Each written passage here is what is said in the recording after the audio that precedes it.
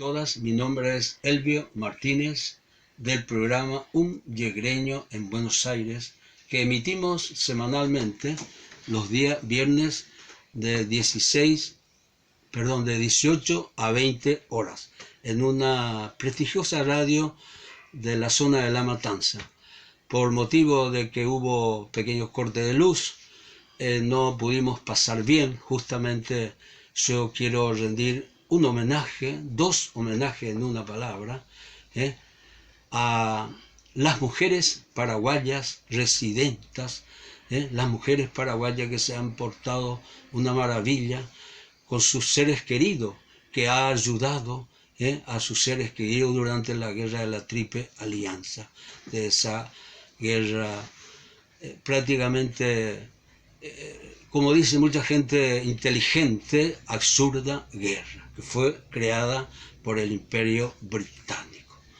La verdad, estas cosas es imperdonable para mí. En mi carácter de investigador, siempre trato de investigar cosas, y en este caso quiero mostrarles, se trata de la guerra de la Triple Alianza. Acá está esta parte, ahí se ve todo el ejército aliado y del otro lado la trinchera de Curupaytí, y del lado interior se ve los soldados paraguayos, poquita gente, pero los aliados eran cantidad de personas, y esto debemos decir, la presidenta Cristina Fernández de Kirchner había pedido la revisión histórica, y yo he participado en eventos tan importantes, en este evento que organizó la Universidad de Morón,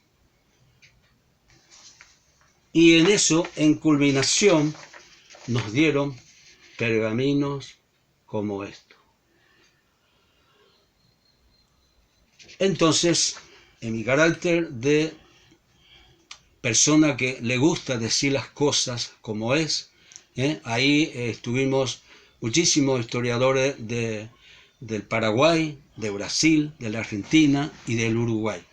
Yo quiero recalcar estas cosas, dije, de rendir homenaje a las mujeres paraguayas, que justamente el 24 de febrero es el Día de la Mujer Paraguaya, por el motivo de que las mujeres paraguayas han luchado tanto a la par de sus seres queridos en esa guerra, las famosas residentas.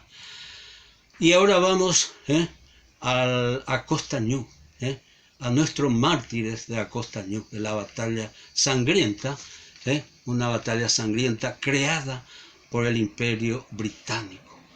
¿Cuál fue la idea o la intención de comenzar esa guerra?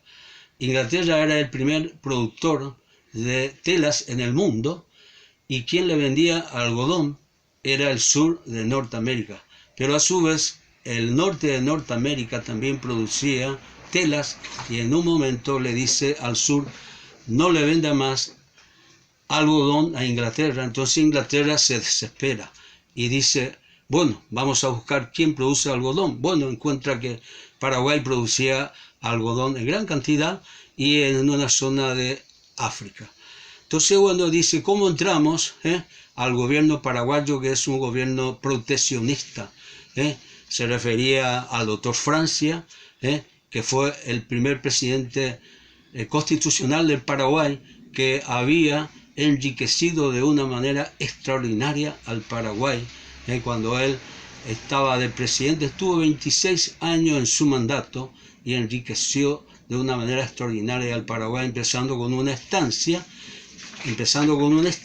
y cuando terminó su mandato, cuando entregó su mandato a los 26 años, le entrega al doctor Carlos Antonio López toda la riqueza que él había hecho. Él era un gobierno proteccionista porque los países limítrofes no querían aceptar la independencia del Paraguay. Por eso él era muy celoso, y él fomentaba la cultura del Paraguay, protegía al pueblo paraguayo. La riqueza era riqueza repartida, por lo tanto, en las estancias de la patria se producía de todo. quiero acortar un poco porque producía muchísimas cosas. Bueno, con el gobierno de Carlos Antonio López, él fue muy inteligente y capaz, astuto, contrató a expertos ingenieros de Europa y así fue que convirtió al Paraguay el primer país de Sudamérica que tuvo su ferrocarril, su mina de hierro y su telegrafía. La telegrafía es como el internet de ahora, ¿eh? Eso estaba instalado en las estaciones, en oficinas principales de los pueblos. Así fue que el Paraguay se constituyó en la Suiza de América, en la China de América del Sur. Entonces, claro, Inglaterra busca cómo meterse, para tener problemas, claro, meterse directamente al Paraguay. Buscabas aliado, asoció a Venancio Flores, un militar uruguayo traidor que traicionó a su gente, y atacó la ciudad de Uruguay, Paysandú, que ahí hubo 185 muertos, pero fue repelido por el pueblo de esa ciudad, llamémosle.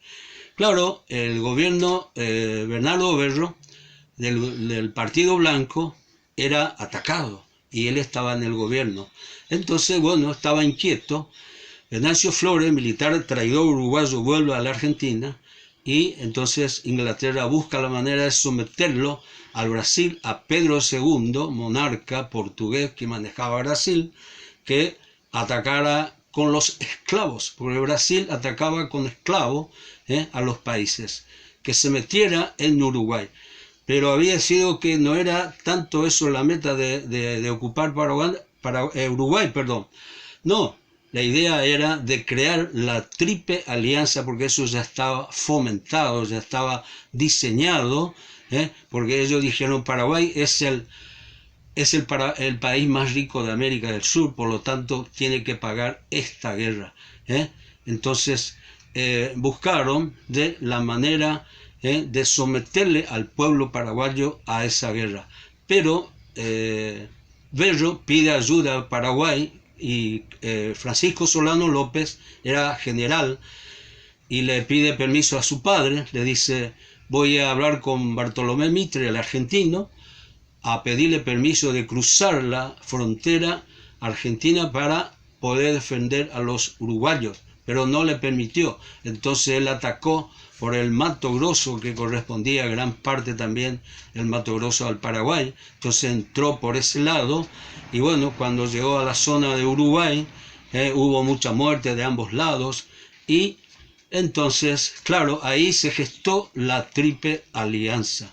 Se gestó esa Triple Alianza, pero Bartolomé Mitre quería atacar con sus soldados argentinos y fue repudiado por los correntinos, principalmente entrerrianos. Felipe Varela, un gaucho que nació en La Rioja y estaba con gauchos, 190 gauchos, estaba en la zona de Salta. Entonces dice, tanto como los correntinos y Felipe Varela decían, no podemos pelear contra nuestros hermanos paraguayos. ¿Por qué? Porque Paraguay ayudaba muchísimo a las ciudades fronterizas. Por lo tanto, bueno, pero al gestarse la guerra de la Triple Alianza, todo, Brasil, Uruguay, Argentina, Bartolomé Mitre llevaba a los soldados engrillados, y pocos soldados que aportaba también Uruguay, pero gran parte Brasil, que traía esclavos. A los esclavos les decía, peleás ahí, salís libre y tenés tu libertad. Claro, los pobres hombres venían a luchar sin querer, pero fue así. Entonces Mitre le dice a los soldados, ataquemos el fuerte de López, ocupando eso en un mes, estamos en Asunción. Equivocado Bartolomé Mitre, porque ahí López hizo su estrategia que aprendió en Francia, porque él fue perfeccionado en Francia. Entonces armó una trinchera larga que rodeaba, así como vieron en el dibujo, rodeaba su fuerte. Entonces, claro, los soldados aliados estaban pobres no sabían nada, porque Mitre estaba siempre atrás, muchos kilómetros atrás. Pero le decía, ataquen, ataquen, y ellos iban a mansalva a atacar. Y caían uno arriba del otro. Es por eso que nace el famoso dicho, el paraguayo machetero, porque había sido que a los que no morían en la trinchera ellos iban y le cortaban cabeza, lógicamente en una guerra a matar o morir. Y así fue, que en esa batalla de Curupaytí murieron miles de soldados aliados. No se sabe exactamente la cantidad. ¿Por qué? Porque Brasil nunca quiso abrir su archivo. La Argentina, por orden de la presidenta Cristina, sí abrió. Ahí tuvimos posibilidad de ingresar y tomar datos. Paraguay siempre abre su archivo al respecto.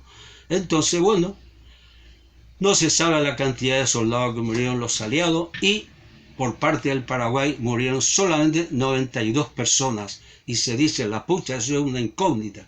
Claro que es una incógnita, porque como le dije, ahí López se constituyó de mariscal, el primer mariscal del Paraguay. ¿Cómo un militar va a ascender a mariscal? De haber ganado una batalla. Y López, Francisco Solano López, ahí ganó esa batalla en Curupaytí. Terminó la guerra a los 9 meses, a los 9 meses en Curupaytí terminó la guerra. Por 9 meses todos estaban tranquilos. En Paraguay festejaron todo, había algarabía del pueblo paraguayo. Entonces, a los 9 meses el Imperio Británico les dice a esos 3 países, ¿cómo puede ser que un país chico le gane a 3 países? Y le provee con armamento, buques de guerra, municiones, víveres, hasta soldados, y ataquen de nuevo. Reanudaron la guerra. Así fue que duró 5 años esa guerra. Con todo, y a Paraguay le limitaba víveres, municiones, así como hizo con Cuba, así como está haciendo en Venezuela el imperio norteamericano. Eso fue así, le limitaba al Paraguay y le atacaban. Ahí murieron miles y miles de gente. Paraguay tenía apenas 1.285.000 habitantes, de los cuales murieron se calcula 1.022.000. Miren lo que quedó. Fue un exterminio contra el Paraguay. Para mí, un gobierno paraguayo patriota, nacionalista, populista, alguna vez tiene que reclamar un resarcimiento económico por esa absurda guerra, como han dicho tanta gente. Y fue así. Entonces, en la batalla de Acostañú, que fue una cosa muy triste porque ahí el pueblo heroico paraguayo, de niños de 9 a 14 años y mujeres, las residentas famosas, y poquitos hombres que quedaron, eran 3.500 y 20.000 soldados aliados, lucharon todo el día. Y el 1 de marzo a las 5 de la tarde de ese día, un día caluroso como hoy, ahí sonó un estruendo en América del Sur. Terminó la última batalla sangrienta, el 1 de marzo de 1870. Terminó esa guerra absurda, pero ahí no terminó, porque don Pedro II le dio orden a un jefe que estaba ahí, el conde Edu de Brasil, ordenó incendiar el campo de batalla, que estaba minado de heridos, mutilados, pero también ordenó incendiar el hospital más cercano, que era del pueblo de Piribebuy. Se incendió todo, con todos los heridos, mutilados de ambos bandos, que pasó así. Y después los brasileños con sus esclavos le rodearon al pobre mariscal López, le rodearon, claro, pobre, ya no tenía soldados, ya no tenía municiones, los rodearon y lo mataron como animal. Eso es una cosa imperdonable, Como un día me dijo un brasileño, nosotros no tenemos la culpa. Está bien, es verdad, pero aquella gente sí, los brasileños, los mandatarios principalmente, que no le importa un pueblo pobre, un pueblo triste, no le importa. Eso es mi dedicación a estos mártires de Acostañú. Gracias, un abrazo para todos.